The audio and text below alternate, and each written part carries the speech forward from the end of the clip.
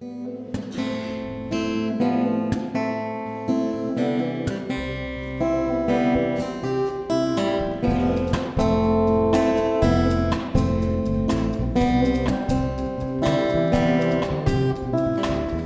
heart's so full right now that I can see it beating. I have so much to tell you now, but every moment's fleeting. Because to see its truth, you've gotta catch it in the light.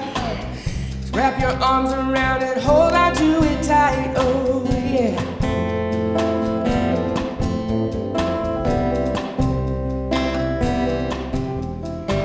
I see you worry that your future's not a fortress, and I wonder the time it takes to realize the purpose. Wasting all your precious time all wrapped up in a bubble, when it's all about the movement. No, it's not about the struggle. You're free to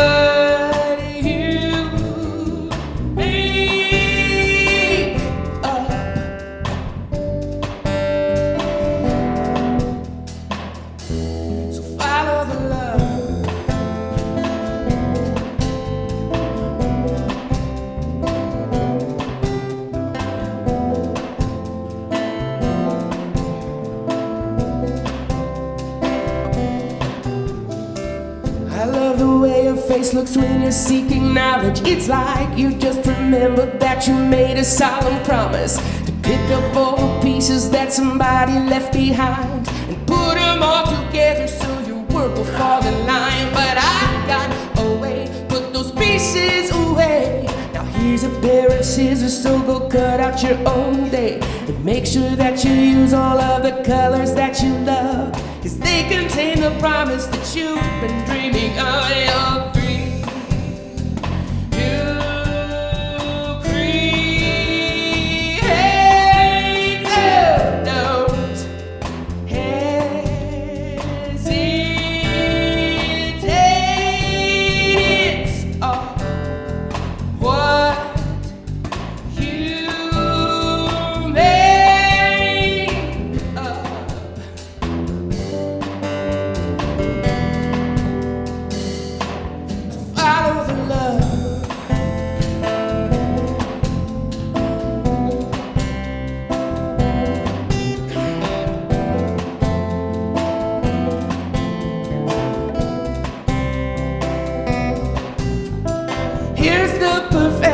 Just make the connection between what you want and some focused attention. Oh, you can't imagine, no, you can't imagine what you can do. Moment to moment you search for atonement, but all you need now is a little component called love. Love, love, love, love, love. So follow the love.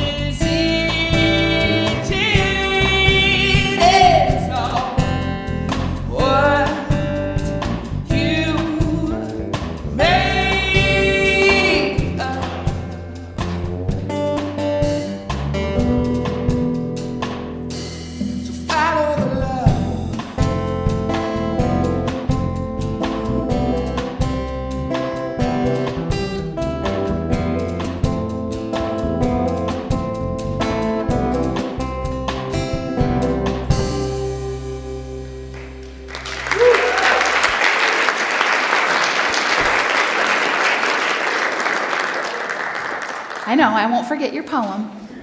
You're welcome. I did, yeah, and I wanted to say also I forgot to welcome Bill and Jill. I made a big stink about Summer because she was flipping her hair, which got me on to share. You remember, you were there. So thank you, Bill and Jill, for being here as well. Yes. a couple of people have already asked me if I'm okay. My eyes are just weeping. I'm not crying yet. You know, I always do now. I often do now, which is just ridiculous. I think it's allergies. I've been taking allergy pills, but you know what? This morning it dawned on me. Could it be that, and I did the math on this, I'm just going to tell you this, maybe the 40 years of putting petroleum mascara on my eyes are like, you know, when are you going to stop this? We can't take much more of it. Okay, that's just something I came to this morning, but I'm okay. I'm not weeping. I'm not weeping. Thank you. I might stop wearing mascara if I have to. I'm sorry in advance. It just makes my eyes pop. That's all it is. Let's get to some ordinary mysticism, shall we? Hey, I have one more announcement. I just can't stop. I've been saying for weeks I wanted to congratulate Summer on something. Something that many of you might have known about her when you first came here. Summer quit smoking.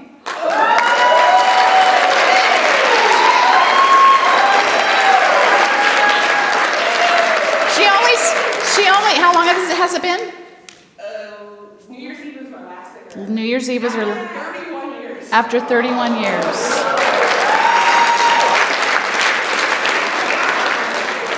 Yeah, so I'm amazed. I mean, I know that's really, not an easy task. So I guess I can give up mascara.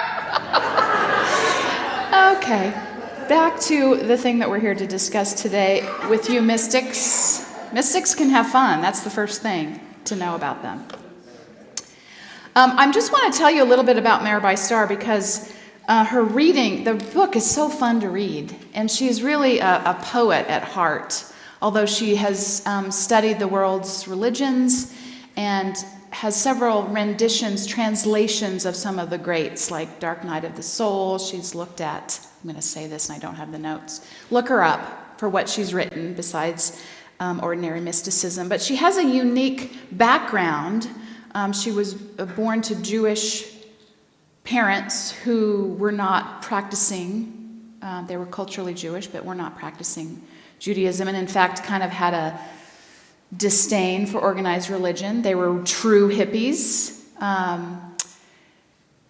And she ended up living at a place called the Lama Foundation, which is an intentional spiritual community that has honored the world's faith traditions since its inception in 1967. And I think she went to high school there and lived there. So she has this deep experience with and yearning for kind of uncovering what those traditions are really holding, like the really stuff we can get a hold of and digest and feel.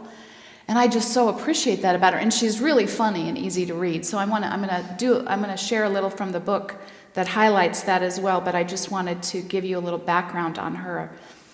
She also served as an adjunct professor of philosophy and world religions at the University of New Mexico for 20 years. And she, it's like I'm introducing her. Don't you wish she was here? I do. She speaks and teaches on the teachings of the mystics and contemplative practice and the transformational power of grief and loss. One of the things she talks about a lot is, not a lot, but she weaves it into her work, is the death of her youngest daughter, Jenny, who was killed in a car accident when she was 14. And on that same day, her first book, a translation of The Dark Night of the Soul, was released. So she has been personally enrolled in holding the paradox of life, right? So what is it to be, we have to start by demystifying mysticism. What is mysticism? What is mysticism? I don't know, Trish, that's why we're here. Okay, you don't have to scream at me. It's simply just to have a direct experience with the divine, of the sacred, of God, directly in your own experience, in your own mind, in your own heart, in your own life. And you see why it's important to demystify it, because if we think it's only for those people who've done the training and serve in the certain places, we don't look in our life. And that's where the gold is. Can you name a few mystics? John of the Cross. Julian of Norwich, Ram Dass, Meister Eckhart, Richard Rohr,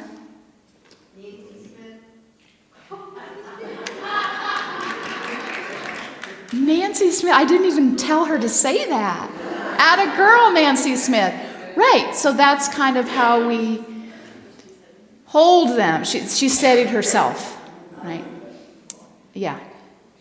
Is the people who have famously written and taught, understandably, they are the ones that we think of. So Mirabai says this: most of us have to unravel this idea from religion. And I just love how she writes, so I'm going to read this to you. There is a persistent rumor that mysticism is inextricably tangled up with religion. In her experience, reflects that organized religion can in fact be an obstacle to direct experience of the sacred. Most religious institutions insist that you purchase their brand of God and forsake all others. Not only do they demand exclusivity, but they require intermediaries to even hang out with the divine.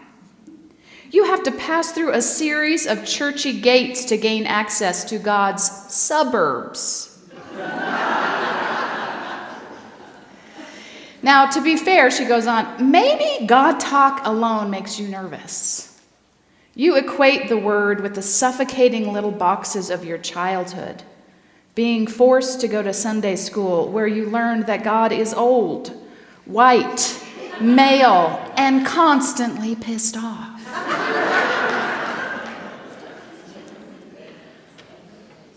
He floods the whole world when a few of his kids misbehave.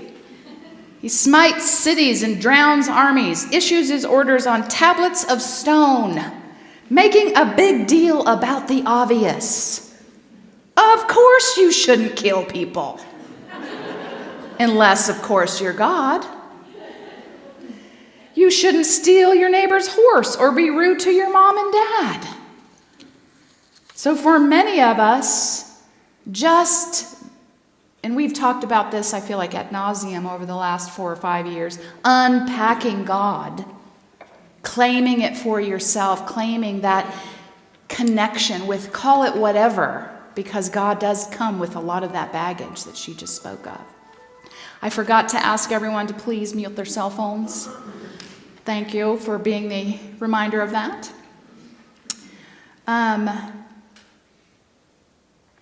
And yet, and this is what Mirabai is pointing to and what I've certainly experienced, that there is a stirring in the soul beyond those dogmas, beyond those requirements, beyond those boxes. As Mirabai says, a resonance in your bones that whispers, yes, I belong. I am intertwined with all that is. I am part of something larger.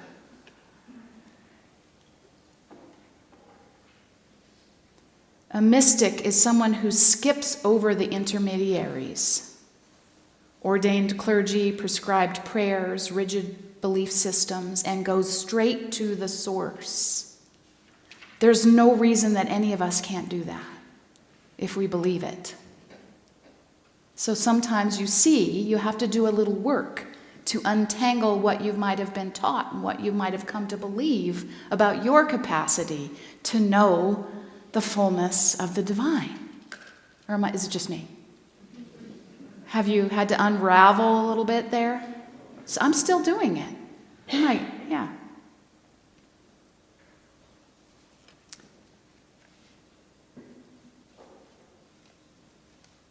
So really all a mystic is someone who experiences the divine as an intimate encounter rather than an article of faith,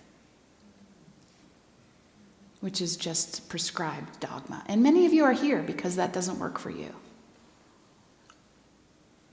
And who of our mystics does that remind you of? Let me go back real quick. I just... skipping over intermediaries, ordained clergy, prescribed prayers, and rigid belief systems. Who's our mystic? Jesus. Yes, he's one of many. He's not the only one. But that is exactly what he was calling out, and I'm just pointing that out because I was on fire with that for Easter. He was pointing to, don't keep the people out. And don't be so rigid with what you're teaching that you don't even remember what the essence of the teaching is. Yay! Okay. All right, thank you. And so, above all else and above all that we've been taught about Jesus, I believe his greatest message, and one that has really permeated the unity movement itself and as its foundational belief, is that Jesus was actually saying, you don't need anybody else. But you need to believe that there is that within you that can know this, that can follow that above all the other stuff that we so easily follow. So we begin with our own life. And we call upon our poet laureate right here.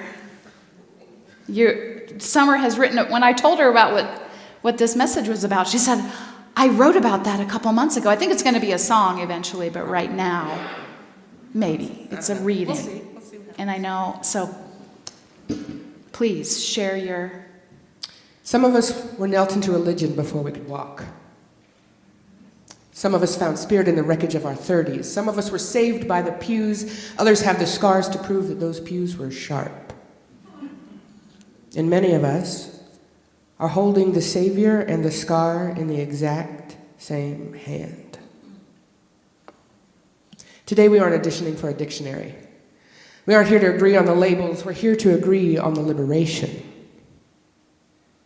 Take a breath with me.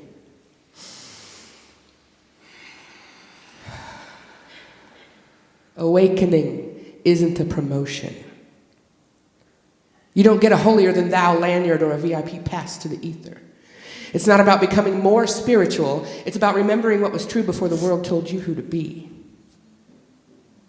It's the gold beneath the conditioning, the pulse beneath the fear. But somewhere along the line, we turned waking up into a country club. We gated the garden. We said you need the right vocabulary, the right guru, the right amount of misery to pay your dues. But when we put a fence around the infinite, it's no longer liberation, it's just another hierarchy. And God, we're so good at turning wisdom into membership requirements. This is where Jesus enters the room. And I'll say it gently because I know that for some of us, that name is a tripwire. It's complicated, it's heavy, it's a closed door. But whether he's your center or your trauma or a stranger you passed on the road, he matters in this story not because we're here to worship a statue, but because he was the one who democratized the light. He didn't teach people how to escape their humanity. He taught them how to wake up inside of it. He didn't give lectures to the elite. He told stories to the fishermen. He spoke to the weary, the uneducated, the ones without a spiritual resume. And he kept pointing stubbornly, wildly back at them.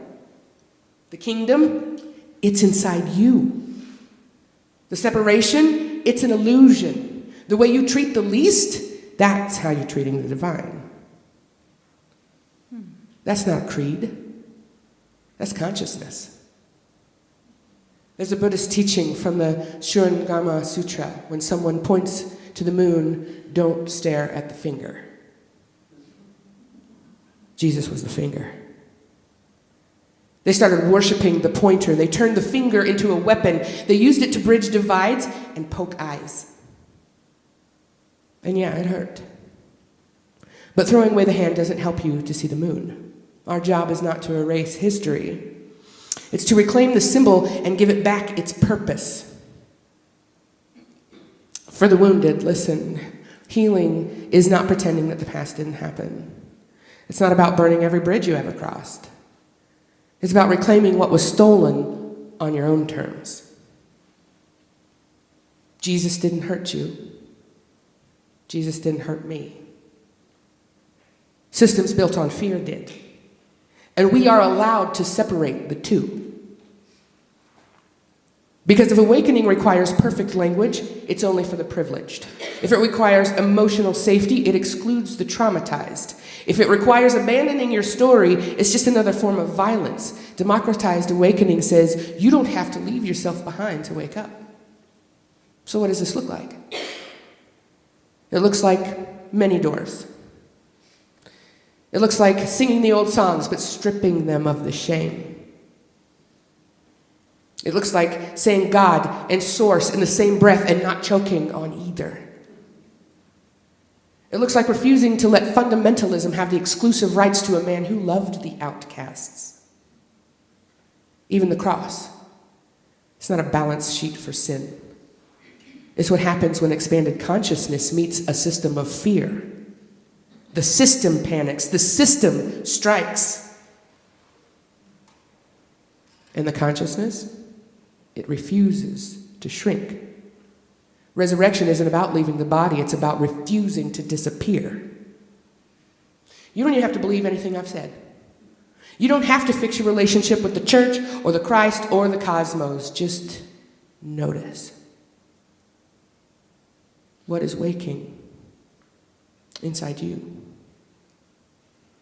Where is that awakening happening in you, in the love you give, in the truth you finally spoke, in the courage to just stay?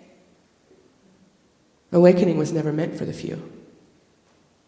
It belongs to the questioners, the wounded, the doubtful, the ones who packed their bags and the ones who are still standing at the door. No one is late. No one is wrong. No one is excluded. Welcome to the room where no one gets left behind.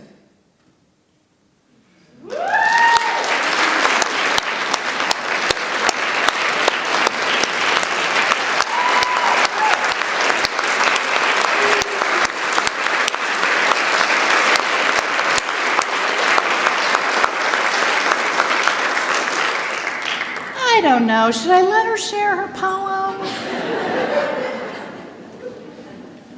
That mind of yours. Thank you. Thank you. I didn't think of how I would bridge out of that.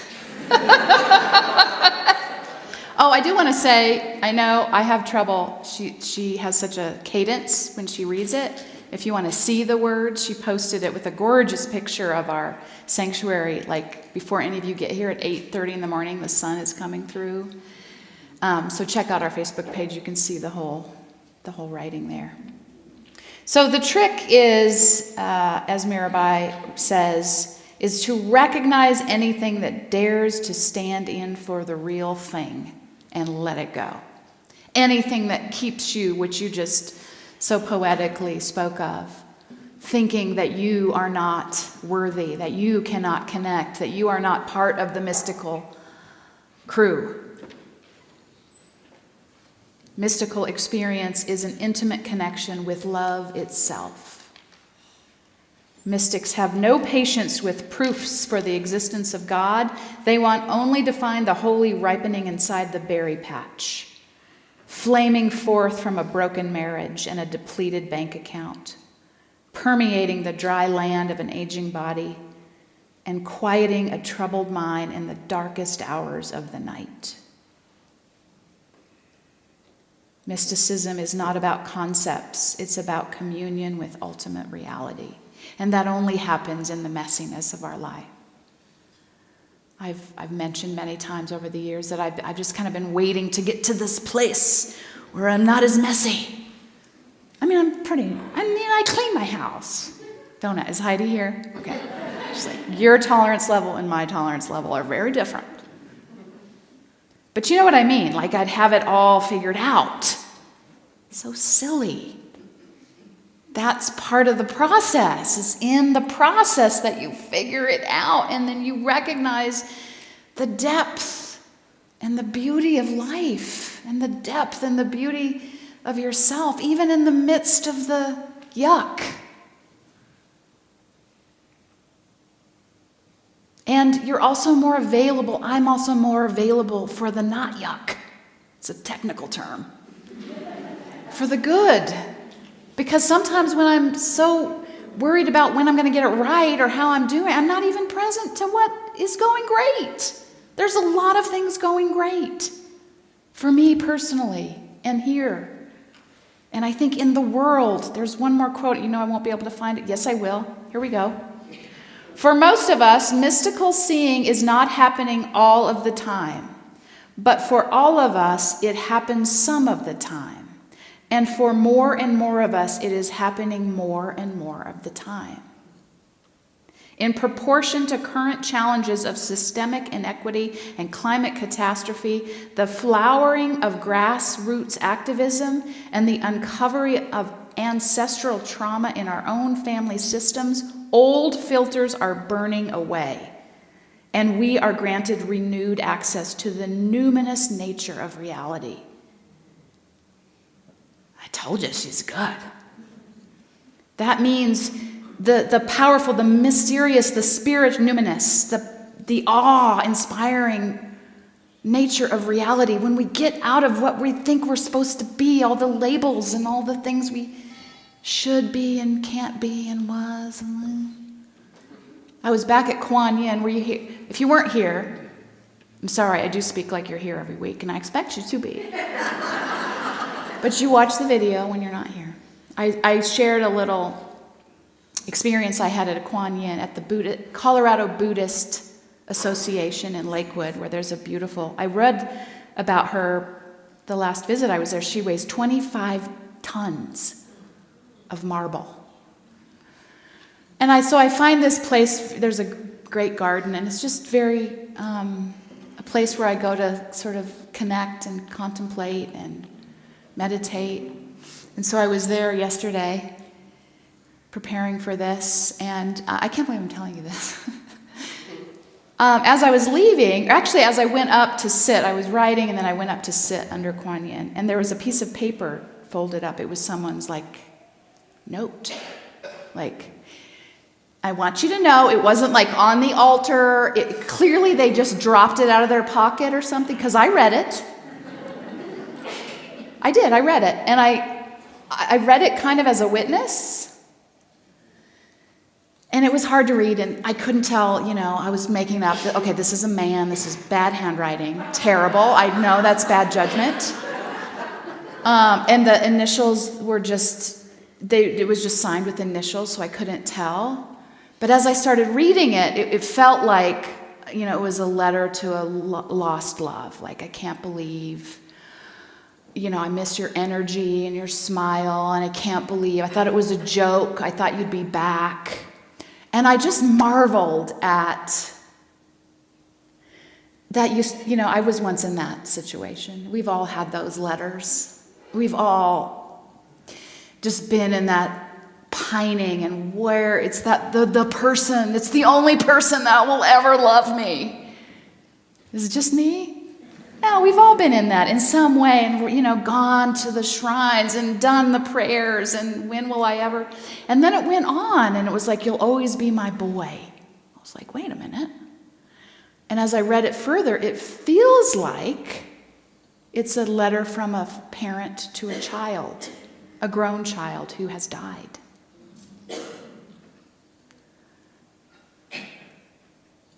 There again, I was like, that is not me. Here I am, sitting here.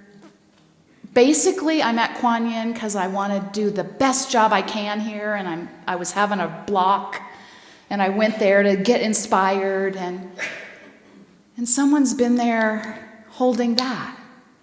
And it could be me. It's some of you. And so I was just in that moment, again, in just the mundane, no angels came down and lifted me up. It was just in the experience that I was present for. And some of you might be judging me for reading that, and that's okay. Heidi was like, I can't believe you brought that home. It's well, they dropped it. It was like trash on the sidewalk. Okay, so we put it on the altar. But again, the invitation that we're going on, let me get back on track here with this ordinary mysticism, is to begin to call forward every day, every aspect of your life, Whether you're in the grocery store, whether you have the luxury of going to sit with Kuan Yin and recognizing that you have not had to endure the loss of a child, and it's been years, not that many, 10 years since your life was turned upside down with the loss of a love or a divorce, right? There's always some perspective there. And that perspective also connects us because many of us share those experiences. The names are different, the handwriting is different, but the experience is the same. So the invitation throughout this series, every chapter that she offers brings an attribute of our human experience and makes it into an invitation to awaken this inner mystic. I mean, Nancy's already there, but she can answer questions after the service. And this week's is intention. It's just to set the intention to recognize your own capacity to be in communion with the sacred, to be available.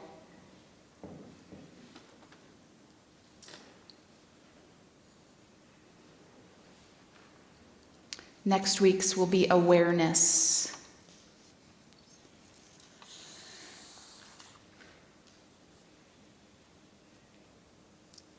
Quoting Mirabai, and then we'll have a time of meditation on this. You don't have to enter a monastery to be a mystic. You don't have to renounce chocolate or forsake pop culture. It is not necessary to take formal vows and beat yourself up when you inevitably fail to uphold them. These are static notions of what it means to be committed to the life of the soul. And they probably have almost nothing to do with the warm and spicy sprawl of your days. To be a mystic in our times is not about renunciation, it's about intention. And her bold prediction, and this is why I've decided to bring this series to you, is this: as we propagate the world with wild mystics, the citadels of hate will naturally crumble and fall. Beauty will cascade from every crevice, and we will all find each other irresistible. Even those, take a breath, even those we would have once canceled. We will see ourselves reflected in the still waters, and we will like what we see. We will gather wisdom wherever we walk and share it with extravagant generosity. So that's the invitation, very poetically. So I just invite you to take a moment, get yourself settled in your seat. I'll ring the singing bowl that connects us from our head to our heart as we take a little time in the silence to contemplate this idea.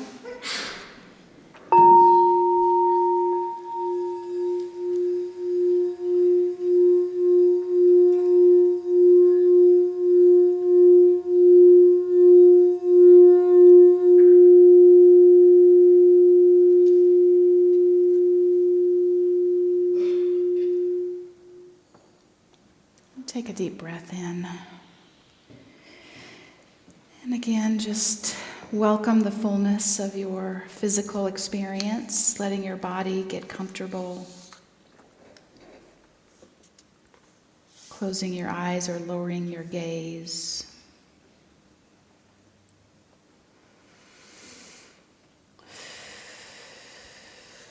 And just open up to this idea of intention.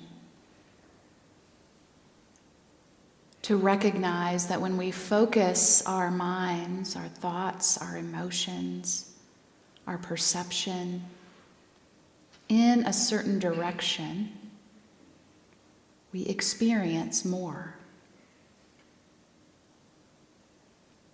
And so the intention, the invitation is to consciously and purposely be looking through the eyes of love, into your life, into your experience, into the places that scare you, that haunt you or concern you or worry you, into your relationships, into your grief. In other words, we're letting go of the natural urge to resist what is, wanting it to be different. By looking at our own lives, our own messy little temples, through love.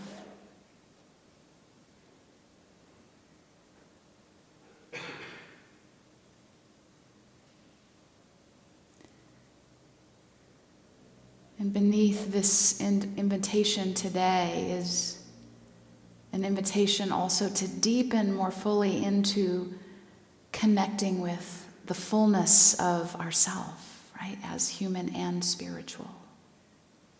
Has to happen more than just this hour a week. Are we connecting? Are we getting still to connect with the divine? To receive its input, its wisdom, its love, its peace, its understanding.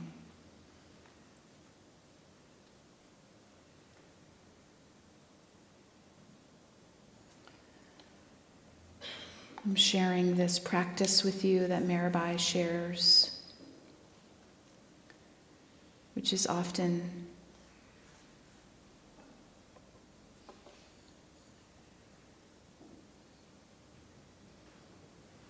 it has been taught through the Indian sage Ramana Maharshi by just reflecting on who am I? And it's been taught as a way to, every time something comes up, who am I? I'm a mother, I'm a father, I'm a teacher. It's been taught to release that in order to know the fullness of you. But in this experience, we're going to welcome that. We're going to see that through these eyes of love. So who am I? Letting those identities come forward and saying yes to them. Yes, I am that.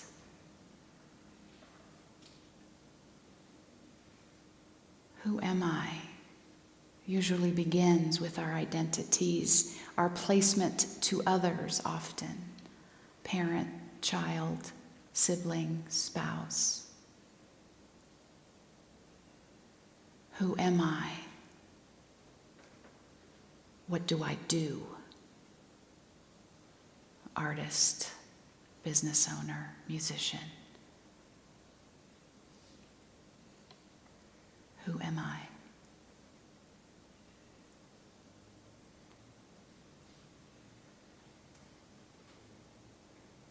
So we allow those identities, we acknowledge them, we acknowledge the importance that they hold and the weight that comes with them.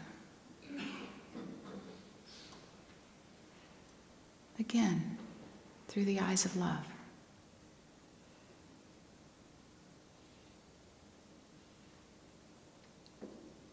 Who am I? Once we get past those identities and those roles, we begin to get into our personality. I'm sensitive, I'm dramatic, what is yours? I'm funny. Who am I? I'm strong. I'm sad. Whatever your answers are there, let them be okay.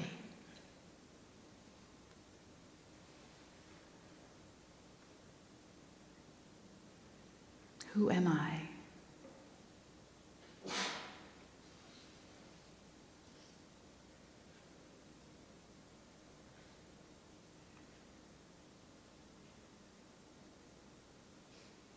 And now I want to connect you with the fullness that you are.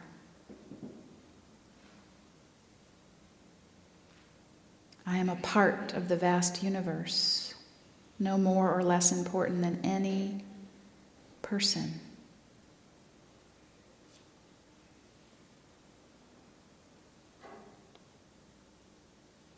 I'm a part of the vast universe, no more or less important than the aspen trees.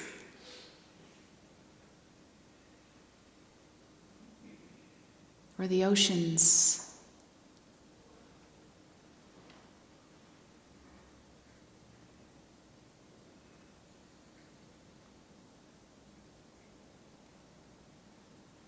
And now we can get creative. Who am I? Consider this for yourself. I am sunlight on water, a breeze that lifts my hair, the stillness of midnight. I am a symphony.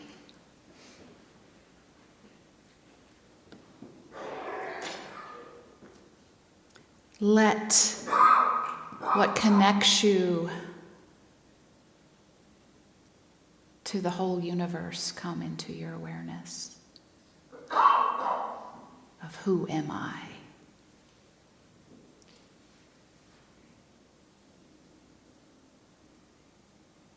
And realize the most important thing is, who do you say that you are?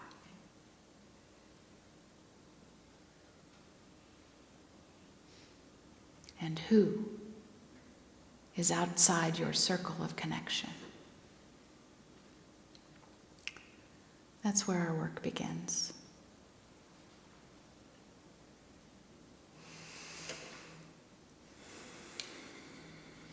So I invite you to take a deep breath.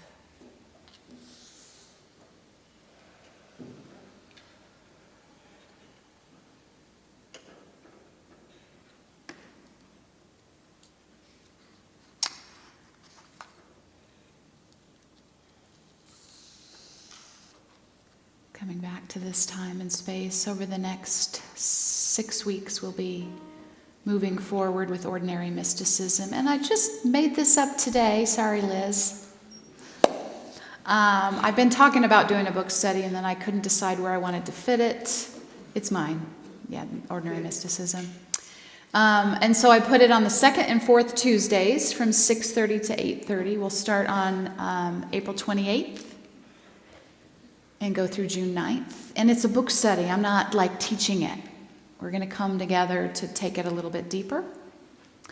And I did it on the second and fourth Tuesdays to be opposite of Quantum Faith, that's led by Bob Tipton, the Quantum Faith book study group, who is starting a new book, From Elder to Ancestor. This Tuesday they begin that book. So I'm going to be very busy because I want to go to that one too. So they meet on the first and the third Tuesdays of every month from 6:30 to 8:30. So I hope you will take advantage of one or both of those if they call to you. Both of those books are available in the bookstore. And then lastly, next Sunday, a lot of what the intro to the book talks about is sort of, building altars, bringing little sacred aspects into your ordinary life to keep you connected.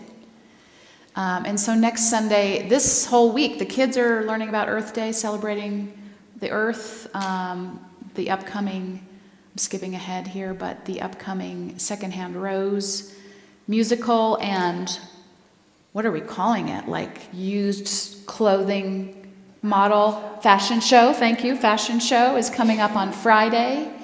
And then next Sunday, I'll close it with the chapter on awareness, bringing awareness to Mother Nature and all the ways that we are supported and the ways in which we can reciprocate that love. So if you are so inclined, I invite you to bring your most favorite rocks or shells or feathers or leaves, and we're going to build a little altar to Mother Nature next Sunday.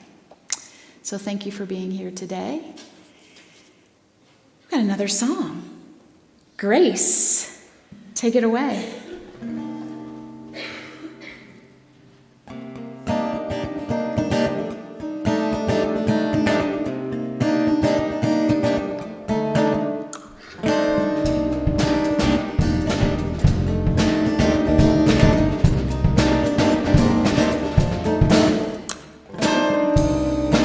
Various names were limitless bounds, precarious beginnings from fruitless grounds. I came from the dust and made such a sound that the gods and goddesses had to make the trip down to earth to see what they had in me.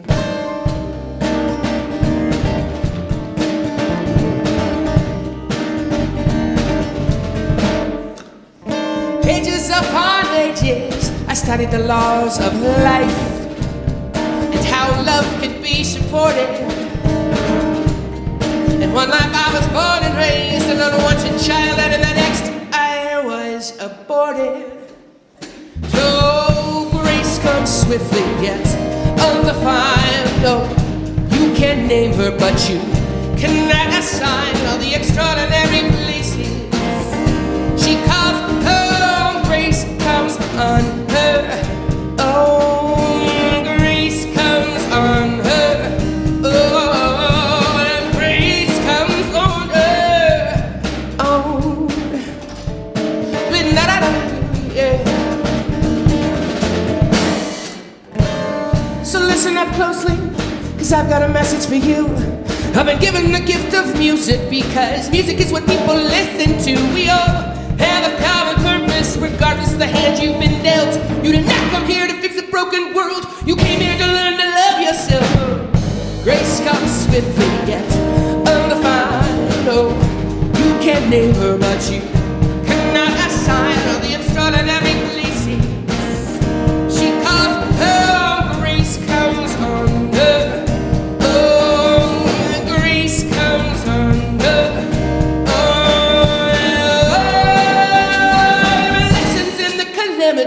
There is beauty in the breaking. There's peace beyond the infirmity. Where there is magic in the making. Strip yourself away from the ways of the world. It is all an illusion, my child. They told you you had to suffer to be sure, when you only have to smile. You only have to smile to be sure. You only have to smile to know.